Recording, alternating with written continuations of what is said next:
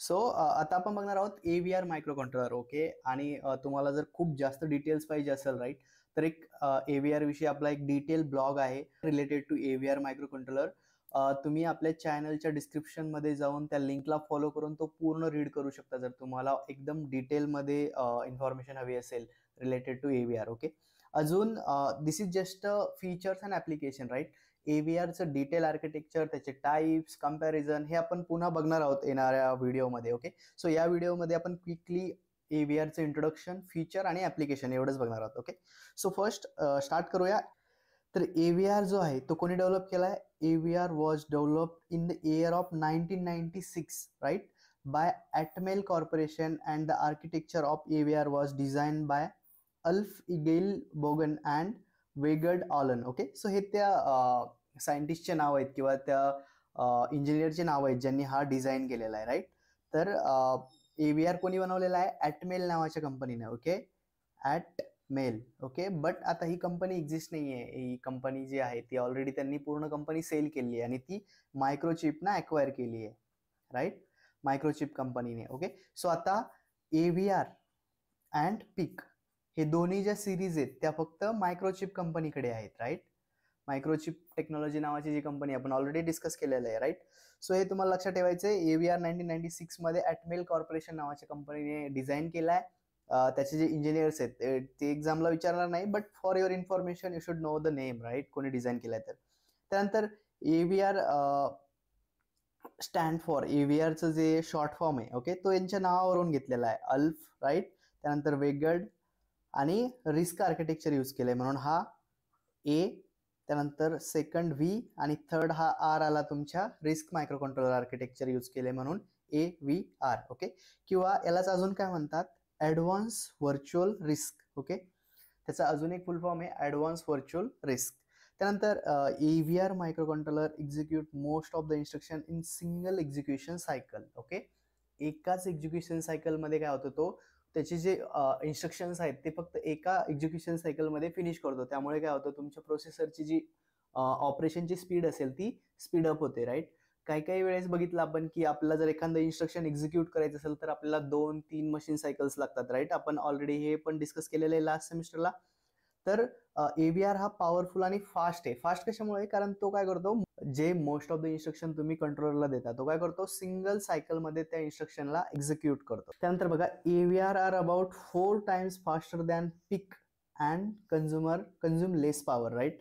जसं आपण बघितलं की पिक आणि AVR मध्ये डिफरन्स काय आहे की हा जो पिक आहे राईट हा स्लो आहे ॲज कम्पेअर टू AVR आणि AVR हा ऑलमोस्ट 4x फास्टर आहे as compare to PIC right.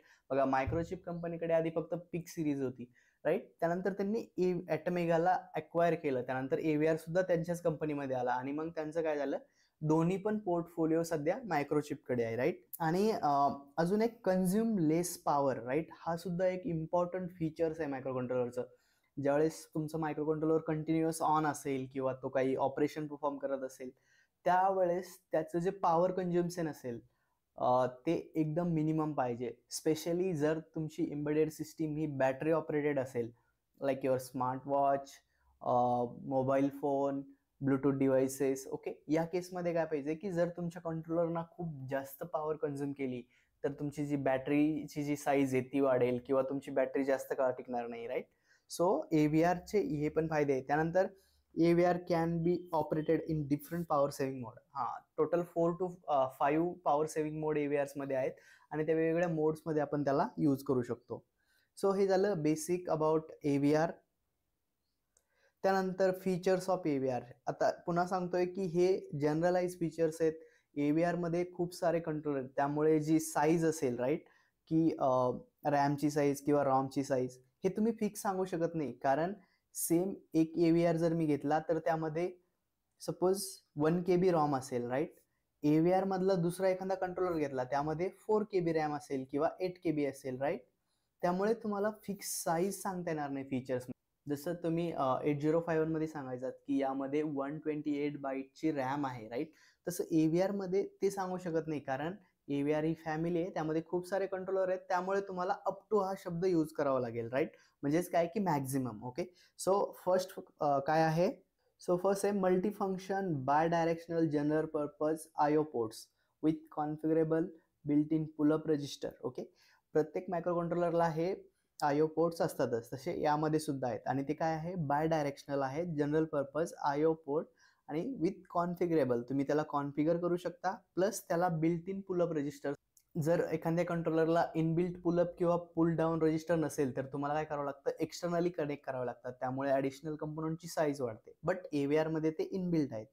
Second आहे multiple internal oscillator with RC oscillators. Okay, याच्यामध्ये काय आहे, इंटरनल ऑसोलेटर आहेत प्लस मल्टिपल आहेत, राईट. तुम्हाला जर वेगवेगळी फ्रिक्वेन्सी कॉन्फिगर करायची असेल तर तुम्ही ते करू शकता. त्यानंतर internal self programmable instructions, flash memory up to 256 kilobyte, right. याच्यामध्ये काय आहे, आपण आधी पण बघितलंय की AVR हा फर्स्ट मायक्रो कंट्रोलर आहे ज्यामध्ये first time flash memory use करणं चालू केलं, राईट. आधी काय होतं की रॉम असायचे, त्यानंतर फ्लॅश मेमोरी ऍड झाली. त्यानंतर in system programming ISP using serial parallel low voltage proprietary interface और JTAG, राईट. याच्यामध्ये काय आहे की तुम्हाला इन सिस्टीम प्रोग्रामेबल आहे, ISP वरून तुम्ही काय करू शकता, त्या कंट्रोलरला प्रोग्राम करू शकता, किंवा JTAG इंटरफेस आहे. JTAG काय, एक स्पेशलाइज इंटरफेस. ज्यावेळेस तुम्हाला एखाद्या कंट्रोलरमध्ये प्रोग्राम इन्सर्ट करायचा असेल त्याच्या प्रोग्राम मेमरीमध्ये, किंवा त्याला बर्न करायचा असेल प्रोग्राम त्या कंट्रोलरमध्ये, राईट, तर त्यावेळेस तुम्हाला काही इंटरफेस लागतो. तर याच्यामध्ये कोणता आहे, JTAG किंवा ISP. त्यानंतर on chip debugging support through JTAG or debug wire on most of the devices, right. तुम्हाला जर काही डिबगिंग करायची असेल प्रोग्रामिंगमध्ये किंवा काही चेंजेस करायचे असेल तर ते तुम्ही JTAG थ्रू किंवा डिबग वायर या टूल थ्रू करू शकता. त्यानंतर internal data EPROM up to 4 KB, right. याच्यामध्ये EPROM पण आहे आणि तिची साईज असणार आहे अप टू 4 KB. त्यानंतर internal SRAM up to 16 KB किंवा 32 KB ऑन मेगा. बघा, आपल्याला माहिती आहे की प्रत्येक कंट्रोलरमध्ये रॅम आणि रॉम आहे, राईट. बट काय होतं की जसं जसं तिची टेक्नॉलॉजी इम्प्रूव्हमेंट होत जाते, जसं जसं न्यू टेक्नॉलॉजी येते, तसं ते रॅम आणि रॉम बेसिक सेम असणार आहे, फक्त त्याचे टाईप चेंज होणार, राईट. जसं बघा इकडे रॅम ऐवजी काय दिलं त्यांनी, स्टॅटिक रॅम यूज केली आहे, राईट. आणि जसं आपण कम्प्युटरमध्ये रॅमच असते, पण ती कोणती असते, LPDDR4 किंवा LPDDR5. हे काय, त्याचे ॲडव्हान्स सिरीज आहेत. जसं तुमचा कंट्रोलर ॲडव्हान्स होत जातो तसे त्यात यूज केलेले जे पेरिफेरल्स असतील, रॅम असेल, रॉम असेल, टायमर असेल, हे सुद्धा काय होतात, त्यांचे अपडेटेड किंवा नेक्स्ट व्हर्जन ते त्या कंट्रोलरमध्ये यूज करतात. त्यानंतर तर नेक्स्ट फीचर काय आहे की external 64 KB little endian data space in some model of AVR, right. तर लिटल इंडियन काय असतं, हा एक डेटा स्टोरेज करण्याची एक मेथड आहे, राईट. हे तुम्हाला डिटेलमध्ये नंतर असेलच, बट लिटल इंडियन काय आहे की एक डेटा स्टोअर करण्याची मेथड आहे. Okay, it has a inbuilt timers. त्यानंतर PWM output and analog comparator, right. Analog comparator किंवा A to D कन्व्हर्टर सुद्धा AVRच्या काही मायक्रो कंट्रोलरमध्ये इनबिल्ट आहे. ओके, त्यानंतर 12-bit A to D converter with multiplex up to 16 channel, right. जसं आपण बघितलं की आपण काय केलं लास्ट इयरला, external analog to digital converter interface केलं आहे मायक्रो कंट्रोलर सोबत. But in case of AVR तुमच्या इनबिल्ट IC मध्येच काय आहे की 12 बिटचं एक A to D कन्व्हर्टर म्हणजेच एक ADC आहे. 12 बिटची ADC काय आहे, याच्यामध्ये इंटरनली आहे 12 बिट ADC. ओके, म्हणजे तुम्हाला एक्सटर्नल कनेक्ट करायची गरज नाही. अगेन 12 बिट D2A कन्व्हर्टर सुद्धा आहे, म्हणजे DAC सुद्धा आहे. म्हणजेच हे सर्व जे कन्व्हर्टर आहेत हे इनबिल्ट आहेत. ओके, सेम 40 पिनच्या IC मध्ये किंवा 28 पिनच्या IC मध्ये तुम्हाला हे मिळणार आहे. त्यानंतर I2C compatible 2 wire interface. I2C म्हणजे काय असतं की एक कम्युनिकेशन प्रोटोकॉल आहे, आपण नेक्स्ट चॅप्टरमध्ये शिकणारच येतो, आणि त्यासाठी फक्त 2 वायर लागतात, म्हणूनच I2C ला काय म्हणतात, 2 वायर प्रोटोकॉल सुद्धा म्हणतात. त्यानंतर UART किंवा USART, राईट. हे सुद्धा सिरियल पोर्ट्स, सिरियल पेरिफेरल्स किंवा कम्युनिकेशन आहे. त्यानंतर serial peripheral interface bus, SPI communication सुद्धा याच्यामध्ये आहे. ओके, I2C आहे, SPI आहे, UART आहे, SRAM आहे अप टू 60 KB. त्यानंतर एक्सटर्नल 64 KBचे लिटल इंडियन डेटा स्पेस आहे, टायमर्स आहेत, PWM आउटपुट आहेत, राईट. हे सिम्पल आहेत, तुम्हाला जनरिक आहेत, जास्त लक्षात ठेवायची गरज नाही आहे. मोस्टली एका मायक्रो कंट्रोलरचे जर केले तर सिमिलर आहे. आणि ज्यावेळेस पण तुम्हाला सिरीज किंवा AVRचे फीचर्स विचारतील, राईट, AVRचे, not a particular micro controller, right, त्यावेळेस तुम्ही हे generalize point easily note down करू शकता, जरी तुमच्या एक्झॅक्ट व्हॅल्यू लक्षात नाही राहिली तरी सुद्धा, राईट. सो हे झालं फीचर्स ऑफ AVR. त्यानंतर सेम अगेन नेक्स्ट पॉईंट आहे application of AVR. Same repeated applications आहेत, थोडेफार चेंज होणार आहे बघा. सिग्नल सेन्सिंग असेल, data acquisition and motion control, to interface motor किंवा मोटार कंट्रोल, त्यानंतर डिस्प्ले LCD इंटरफेसिंगसाठी, to interface any type of sensor transducers, right. GSM आणि GPS सुद्धा आपण AVR सोबत इंटरफेस करू शकतो. पिकमध्ये थोडंसं लिमिटेशन्स आहे, बट AVR मध्ये आपण ते करू शकतो. इव्हन तुमच्या ऑर्डिनो बोर्डमध्ये सुद्धा काय यूज करतात, AVR. ओके.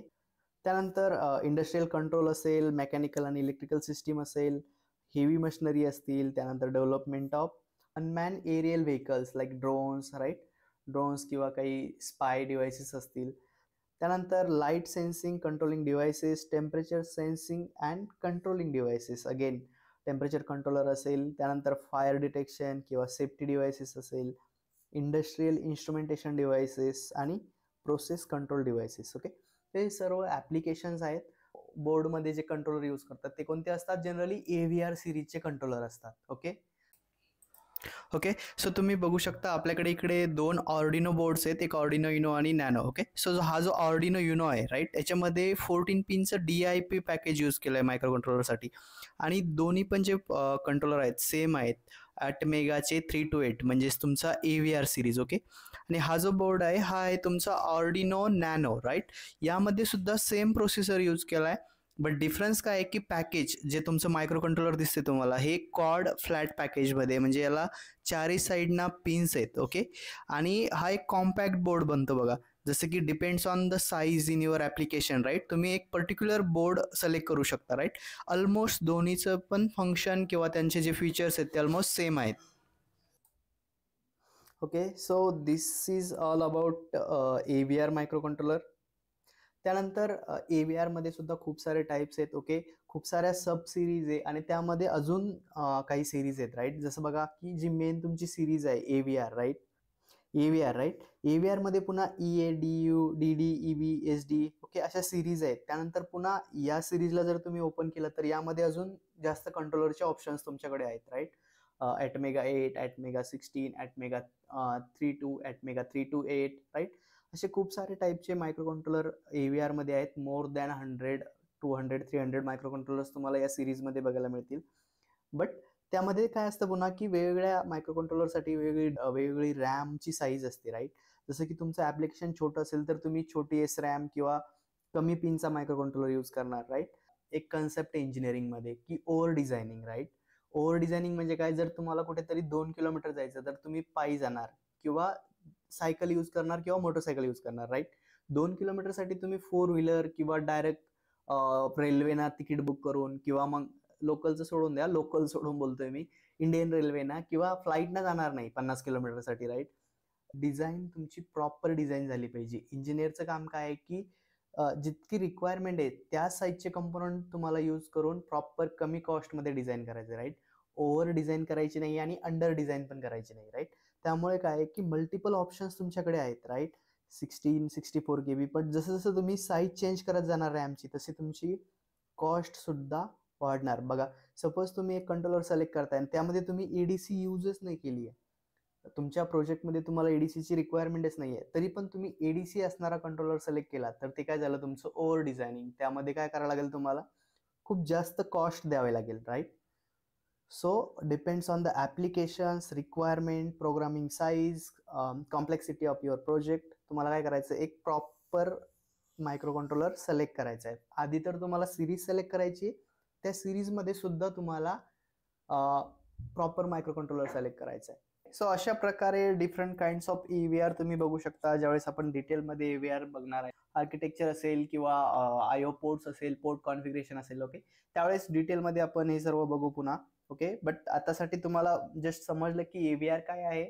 AVR हा पिकपेक्षा पॉवरफुल आहे, हे तुम्हाला लक्षात ठेवायचं. त्यानंतर AVR हा Atmel नावाच्या कंपनीने डिझाईन केलेला आहे. AVR मध्ये खूप साऱ्या सिरीज आहेत, खूप सारे ऑप्शन्स आहेत आणि फर्स्ट मायक्रो कंट्रोलर आहे ज्यामध्ये फ्लॅश ROM यूज केलेली आहे, राईट, किंवा फ्लॅश मेमरी यूज केलेली आहे. त्यानंतर नेक्स्ट जो तुमचा आहे मायक्रो कंट्रोलर तो आहे ARM series, right. ARM series हा खूप पॉप्युलर आहे आणि खूप सारे जे तुमचे पण तुमचे ॲडव्हान्स ॲप्लिकेशन आहेत आत्ताच्या घडीला, IoT रिलेटेड असेल, मोबाईल असेल, टॅब, तुमचे स्मार्ट वॉचेस, राईट, या सगळ्यांमध्ये आर्म सिरीजचे जो CPU असेल, राईट, मायक्रो कंट्रोलरमध्ये जी कोर असते, राईट, CPU असतो त्याला कोर म्हणतात. तर खूप साऱ्या मोबाईलमध्ये आर्मचा CPU किंवा आर्मचे कोर यूज करतात जनरली, जे कोर्टेक्स सिरीज असेल, M1, M2, M3, M4, right. हे जे आर्मचे कंट्रोलर आहेत किंवा प्रोसेसर आहेत हे यूज करतात, राईट. सो बघा, so arm stand for advance risk machine, okay, and it is a 32-bit reduced instruction set computer microcontroller and introduced by Arcon Computers Organization in 1987, right. तर हा जो start झालाय आर्मचे जे खूप सारे प्रोसेसर आहेत, जनरली हाय end processor, हाय end म्हणजे 32-बीट high performance, ज्याची कॉस्ट पण जास्त असते आणि त्यामध्ये खूप सारे मल्टिपल टास्क तुम्ही करू शकता, ज्यामध्ये ॲडव्हान्स प्रोग्रामिंग ऑप्शन असेल, ॲडव्हान्स अल्गोरिदम असेल, राईट. या टाईपचे जे कंट्रोलर आहेत ते तुम्हाला आर्म सिरीजमध्ये मिळतात, राईट. तर ARM architecture uses Harvard architecture, right. याच्यामध्ये सुद्धा जे आर्मचं आर्किटेक्चर आहे ते कोणतं आहे, हार्वर्ड आहे. त्यानंतर we support separate data and instruction buses for communicating with ROM and RAM, right. की सेपरेट बस असते फॉर डेटा अँड इन्स्ट्रक्शन किंवा फॉर ॲक्सेसिंग रॅम आणि रॉम, राईट. त्यामुळे काय होतं, त्याची जी परफॉर्मन्स असते किंवा जे ॲक्सेस टाइम असतो तो रिड्यूस होतो. त्यानंतर ARM micro controller support for both high level and low level programming languages, right. High level म्हणजे काय, की जे तुमच्या ॲडव्हान्स प्रोग्रामिंग लँग्वेज आहे, जावा असेल, पायथन असेल, C++, याला सुद्धा सपोर्ट. आणि लो लेवल प्रोग्रामिंग लँग्वेज म्हणजे असेंब्ली लँग्वेज किंवा machine language, okay. So ARM micro controller हे बोथ प्रोग्रामिंग लँग्वेजला सपोर्ट करतात. त्यानंतर बघा, the ARM architecture is a family of reduce instruction set computing architectures.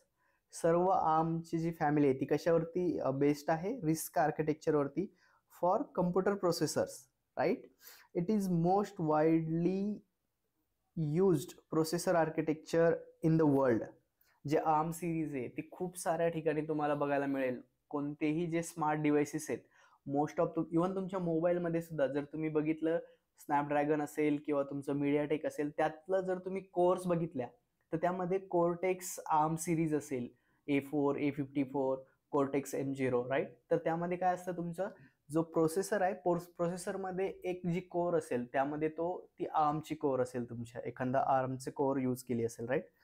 And more than 310 billion ARM based chip shipped by different manufacturer over the past 3 decades in the product ranging from sensor, wearables and smartphone to supercomputer, okay. आणि अजून एक जी arm आहे ती जरी या कोणत्या Arcon कम्प्युटर्सनी develop केली, but it is a kind of open source. त्याची जी मॅन्युफॅक्चरिंग आहे हे खूप साऱ्या कंपन्या करतात. जसं AVR आणि पीकमध्ये काय आहे, की ते फक्त एका कंपनीची ओनरशिप आहे. But in case of arm खूप साऱ्या कंपन्या ती सिरीज किंवा ते कोर किंवा तो जो आहे, ओके, त्याला यूज करू शकतात, राईट. सो खूप सारे सप्लायर जे असतील, खूप सारे मॅन्युफॅक्चर जे असतील, ते आर्म बेस्ड कंट्रोलर बनवतात. त्यानंतर features of arm, okay.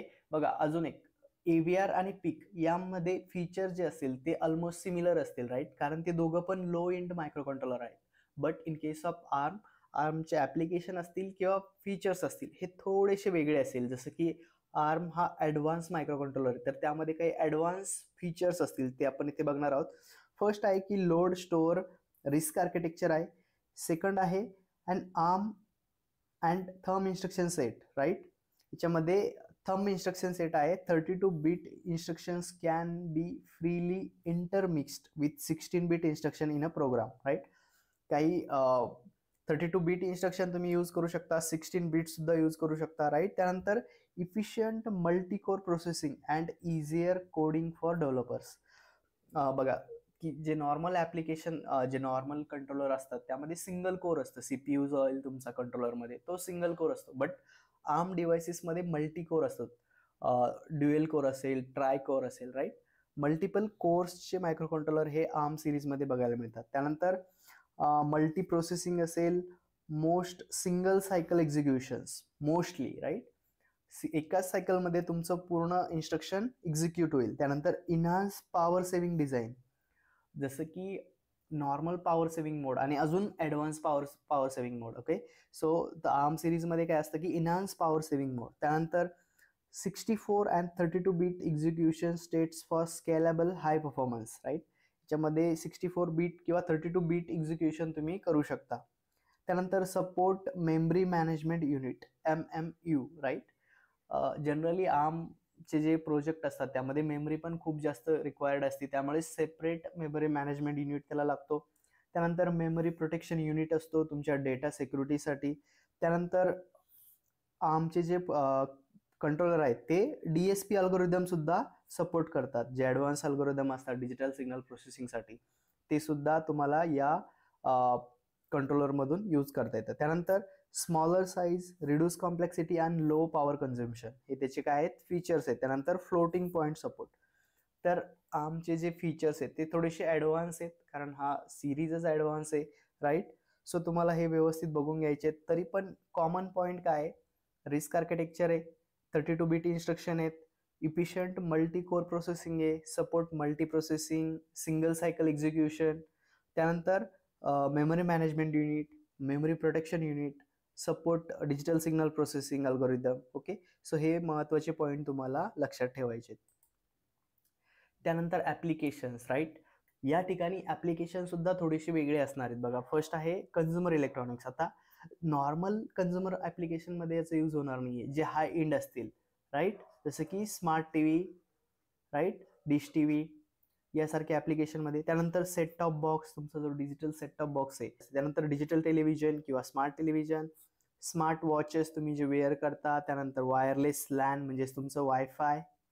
Okay, वायफायमध्ये सुद्धा काय आर्म बेस्ड कंट्रोलर यूज करतात. त्यानंतर ब्लूटूथ असेल, स्मार्टफोन्स असतील, multimedia player, digital camera, tablet, computers. त्यानंतर इंडस्ट्रियल इन्स्ट्रुमेंट कंट्रोल सिस्टीम, हाय एंडवाली. त्यानंतर wireless networking and sensor, automotive body system and robotics. Okay, so या ठिकाणचे जे ॲप्लिकेशन आहेत ते थोडेसे ॲडव्हान्स आहेत, राईट.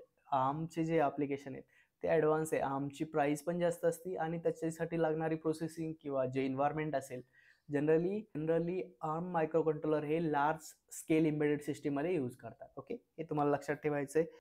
ओके, तर हा झाला तुमचा 2.1. आता आपण डिटेलमध्ये 2.1 2.2 बघणार आहोत.